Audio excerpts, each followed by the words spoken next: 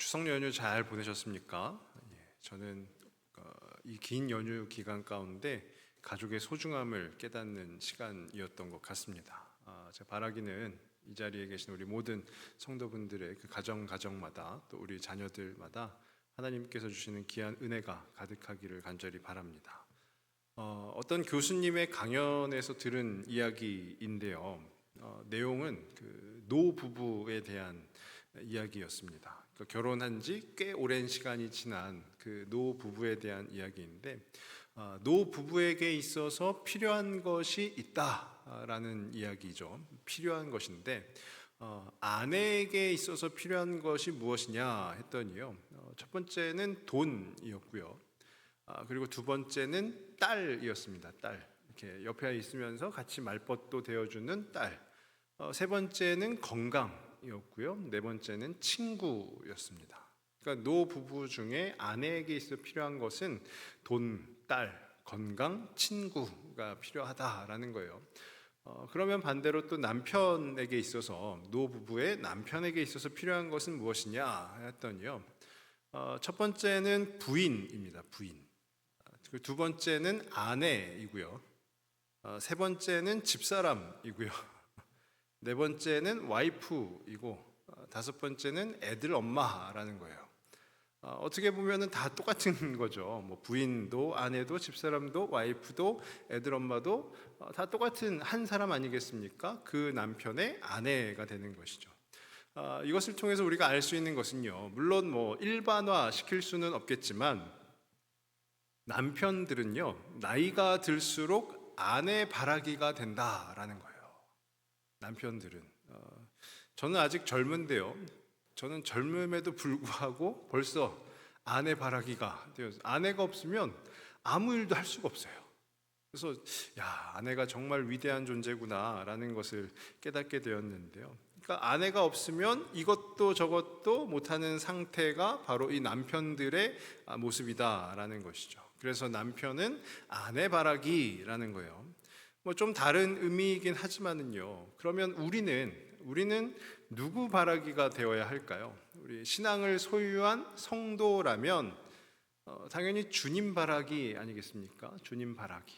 주님만을 바라보는 바로 우리가 되기를 원합니다. 그래서 오늘 말씀의 제목이요, 주만 바라볼지라인데요. 우리는 주님 바라기가 되어야 합니다라는 생각을 하면서 정했습니다. 그래서 오늘 이 말씀을 통해서 우리 모두가 바로 주님 바라기가 되기를 원합니다. 오늘은 신명기 10장의 한 부분을 저희가 같이 읽었는데요. 그 본문의 앞부분을 한번 생각을 해보면요, 이제 신명기 9장부터의 내용인데요. 이스라엘 백성이 광야 생활을 하는 가운데 하나님께서 그들에게 무엇이라 하시는가, 그 이스라엘 백성들을 하나님이 뭐라고 하시는가, 뭐라고 표현하시는가 한번 보면은요, 우리 9장 13절 말씀인데요, 9장 13절에 이렇게 되어 있습니다. 여호와께서 또 내게 말씀하여 이르시되 내가 이 백성을 보았노라. 보라, 이는 목이 곧은 백성이니라. 하나님께서 모세를 통해서 말씀하시는데요, 이스라엘 백성들을 보시면서 뭐라고 표현하시냐 하면은요, 이는 목이 곧은 백성이다 라고 표현을 하시는 거예요. 목이 곧은 백성. 이것을 좀 쉽게 이야기하면 뭐가 되냐면은요, 참 말 안 듣는 족속들이다 라는 거죠. 참 말을 안 듣는다. 이스라엘 백성을 하나님께서 어떻게 목이 곧은 백성인가 라고 표현을 하시냐 하면은요, 이제 9장 뒷부분에 내용이 이제 나오는데요, 두 가지 사건이 언급이 됩니다. 그 두 가지 사건 중에 첫 번째는 뭐냐면은요, 황금 송아지 사건이에요. 황금 송아지 사건.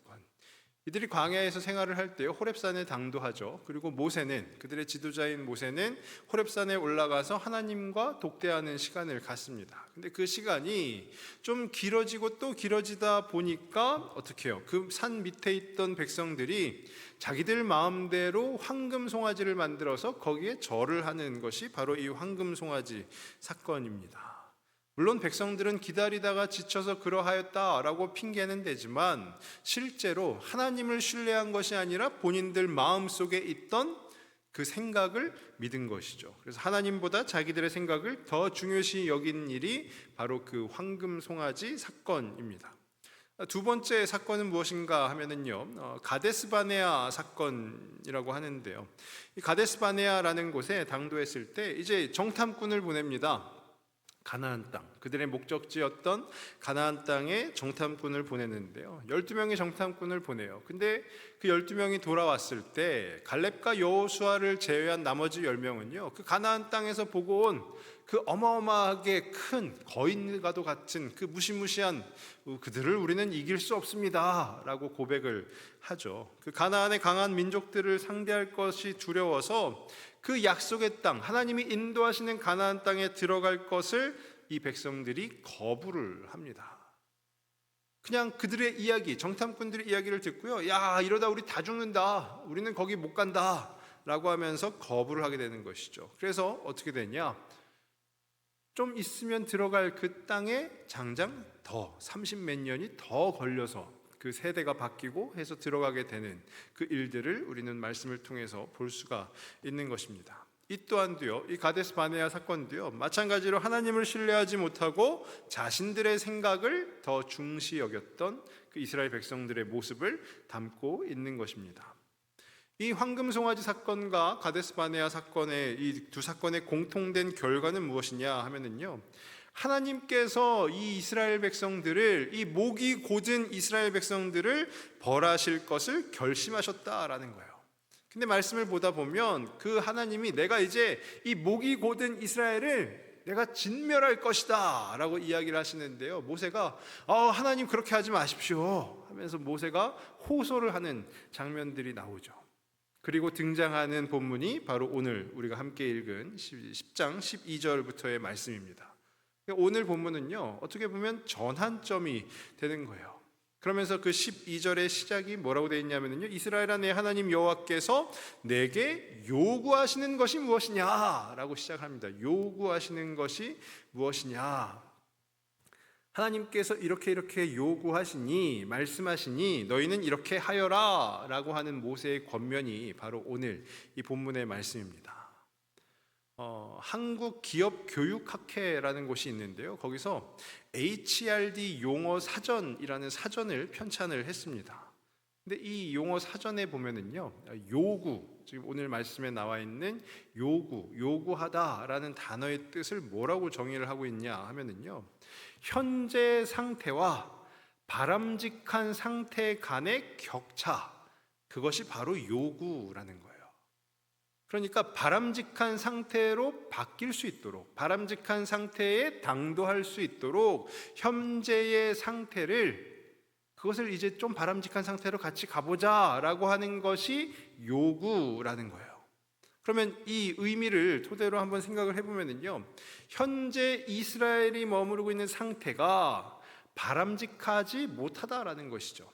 하나님의 관점에서 보면요, 그러니까 하나님께서 이스라엘 백성들을 향해서 여호와께서 내게 요구하시는 것이 무엇이냐라고 모세가 이야기를 하잖아요. 요구하시는 것, 하나님이 보았을 때 이스라엘이 지금 바람직한 상태가 되지 못하는 거예요. 그러니까 하나님께서 무언가를 요구하시면서 이스라엘이 현재의 상태에서 바람직한 상태로 넘어올 수 있도록 그걸 이제 모세를 통해서 말씀을 하시는 것이죠. 그 내용을 6가지가 되는데요, 한번 살펴보면 우리 12절 말씀을 한번 띄워주시고요. 12절에 보시면 이렇게 노란색으로 되어 있는데요, 첫 번째 경외하여라고 되어 있어요. 경외하라라는 거예요. 하나님을 경외하라, 하나님을 두려워하라라는 것이죠. 하나님을 두려워하라라는 것은요, 내 생각 이런 건 들어갈 틈도 없는 것이에요. 오직 하나님 앞에서 벌벌벌벌 떨게 되는 그 두려움, 그 하나님을 경외하라라는 것이고요. 두 번째가 행하고라고 되어 있는데 행하라라는 것이죠. 하나님의 모든 도를 다 행해라라는 거예요. 하나님의 말씀을 그냥 듣기만 하는 것이 아니라 행하라라는 거예요. 그리고 사랑하며라고 되어 있죠. 그를, 하나님을 사랑하라라는 거예요. 하나님을 사랑하라, 그것은 양분될 수가 없는 것입니다. 그리고 네 번째로요, 맨 밑에 줄에 보시면 섬기고라고 되어 있는데요, 마음을 다하고 뜻을 다하여서 하나님을 섬기라라는 거예요. 두 주인을 섬길 수 없다라는 것이죠. 이어서 13절을 한번 보시면은요, 13절입니다. 거기에 보시면 명하는이라고 되어 있는데 하나님께서 말씀하시는 것을 들으라라는 거예요. 들으라.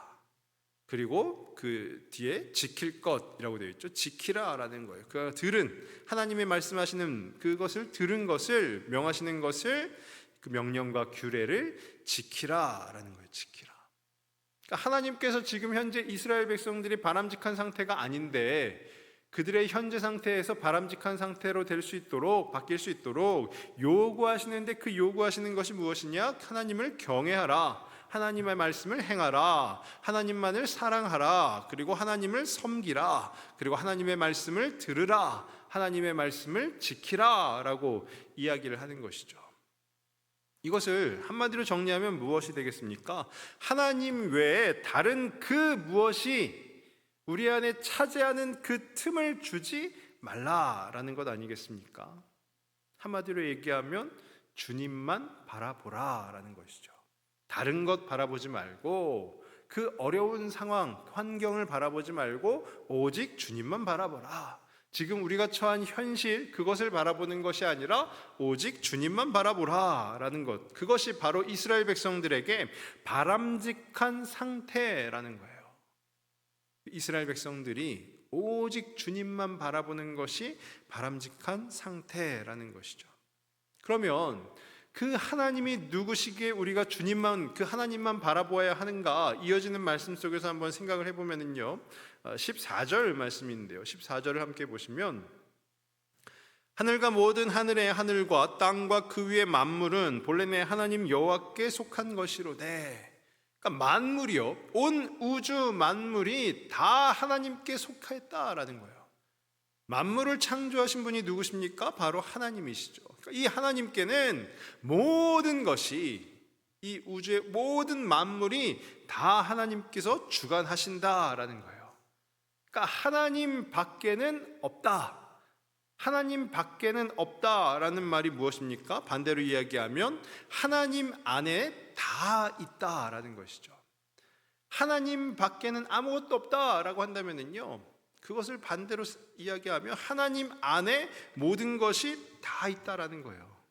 그러니까 하나님 밖에서 무언가를 구한다는 것은 무의미한 일이 되고 마는 것이죠. 앞서서 설명했던 황금 송아지 사건도 그렇고요, 가데스 바네아 사건도 그렇고요, 하나님 밖에서 이스라엘 백성들이 있었고 하나님 밖에서 그들의 마음대로, 그들의 마음의 소원대로 구했습니다. 그것은 무의미한 일이라는 거예요. 하나님을 벗어나면 아무것도 아닌데 하나님의 뜻이 아닌 내 뜻대로 하면 안 된다라는 거예요. 또 이어지는 말씀인데요, 15절 말씀을 한번 보시면은요, 15절에요. 여호와께서 오직 내 조상들을 기뻐하시고 그들을 사랑하사 그들의 후손인 너희를 만민 중에서 택하셨음이 오늘과 같으리라. 우리를 택하셨다라는 거예요. 하나님께서 우리를 택하셨다. 그러니까 모든 우주 만물을 다스리시는, 주관하시는 하나님께서 우리를 택하셨다. 우리를 사랑하셔서 택하셨다라는 거예요. 이 택함, 이 선택이라는 것이 무엇이겠습니까? 우리 로마서 말씀에도 있는데요, 우리가 아직 죄인 되었을 때에 그리스도께서 우리를 위하여 십자가에서 죽으시죠. 십자가에 못 박히심으로 하나님께서 우리에 대한 자기의 사랑을 확증하셨느니라 라고 이야기를 하잖아요. 그리스도께서 십자가에 달려 죽으신 게 뭐죠? 하나님의 독생자 예수 그리스도를 우리를 위해서, 우리를 사랑하셔서 바치신 거예요. 그리고 우리를 양자 삼아 주신 것이죠. 자녀 삼아 주신 것이에요. 그토록 하나님께서 우리를 사랑하시기 때문에 우리를 택하셨다라는 겁니다. 부모가 자녀를 사랑하는 것은 당연한 일이죠. 뭐 어떤 다른 이유가 있겠습니까? 부모가 당연히 자녀를 사랑하는 것이죠. 근데 우리 하나님께서 우리의 아버지가 되어 주신다라는 거예요. 그러면 뭘까요? 하나님은 우리를 당연히 사랑하시는 거예요. 어느 정도 사랑하시느냐? 그분의 독생자를 바치시면서까지 우리를 사랑하셨다라는 거예요. 그러니까 만물을 주관하시는 하나님과 우리를 택하신, 우리를 선택하신 하나님, 우리를 사랑하시는 그 하나님만 놓고 본다 하면은요, 이 두 가지 이유만으로도 우리가 하나님만 바라보아야 하는 이유가 충분하다라는 거죠. 우리가 하나님을 바라보아야 하는 이유가 충분하다. 그런데요, 우리의 모습은 어떠할까요? 물론 이 이후에 이 광야 생활 다 끝나고 이스라엘의 역사를 담고 있는 책에 이 열왕기하 말씀이 있는데요. 열왕기하 17장 39절부터 40절까지 말씀입니다. 39절 보시면은요. 오직 너희 하나님 여호와만을 경외하라. 그가 너희를 모든 원수의 손에서 건져내리라 하셨으나, 하나님만을 경외하라. 하나님께서 모든 원수의 손에서 다 건져내 주실 것이다. 어떤 상황과 환경이 있다 할지라도 하나님이 건져내 주실 것이다. 근데 이어지는 40절 말씀을 보면은요, 그러나 하면서요, 이스라엘 백성들이 그들이 듣지 아니하고 오히려 이전 풍속대로 행하였느니라. 하나님만 바라봐라. 그럼 하나님께서 어떤 어려움 속에서도 건져내 주실 것이다 라고 이야기를 하는데요, 그 40절 말씀이에요. 그러나 그들이 그 말씀을 듣지 아니하고 오히려 이전 풍속대로, 예전에 이스라엘 백성들이, 즉 오늘 말씀에 목이 곧은 백성이라 라고 하면서 기록이 된 그 이스라엘 백성들이 하였던 대로, 이전 풍속대로 행하였다라는 거예요. 하나님의 말씀을 듣지 아니하고 내 마음대로 행하였다라는 거예요, 이스라엘 백성들이. 이것은요, 그때 당시에 이스라엘 백성도 그렇지만 어쩌면 지금을 살아가고 있는 우리도 그러한 것 아니겠습니까? 마음으로는 하나님만 바라봐야지, 하나님만 바라봐야지, 하나님만 의지해야지, 하나님만을 신뢰해야지 라고 하면서도 실제적으로는 어떻게 하면 이 상황을, 이 난관을 타개할 수 있을 것인가, 내 머리를 굴리기도 하고요, 내 마음을 거기에 쏟기도 하고요. 그런 것 아니겠습니까? 하나님께서 오늘 이 말씀에 이스라엘 백성들에게 요구하시는 것, 이스라엘 백성들이 바람직한 상태가 아니기에 그들이 바람직한 상태로 돌아올 수 있도록 요구하시는 것은, 저는 이것은 이때 당시 이스라엘 백성들만이 아니라 오늘 우리에게도 하나님께서 요구하시는 말씀이다 라는 생각이 듭니다.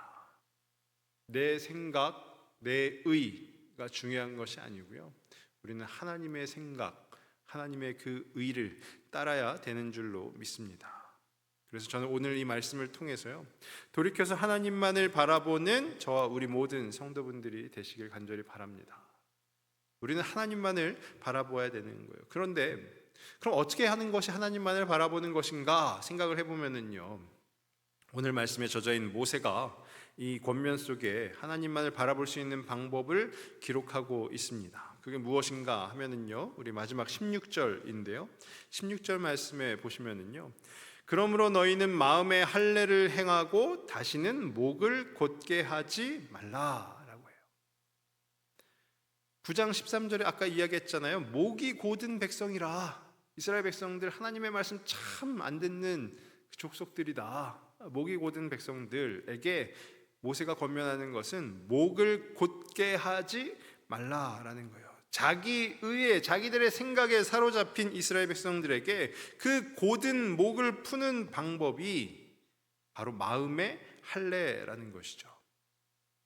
할례가 무엇입니까? 하나님께서 정하신 하나님과 그 백성들 간의 언약의 표징, 그것이 바로 할례예요. 그러니까 오직 주님만이 하나님이시요 주님만 섬기겠다고 아브라함부터 시작된 것, 그것이 바로 할례 아니겠습니까?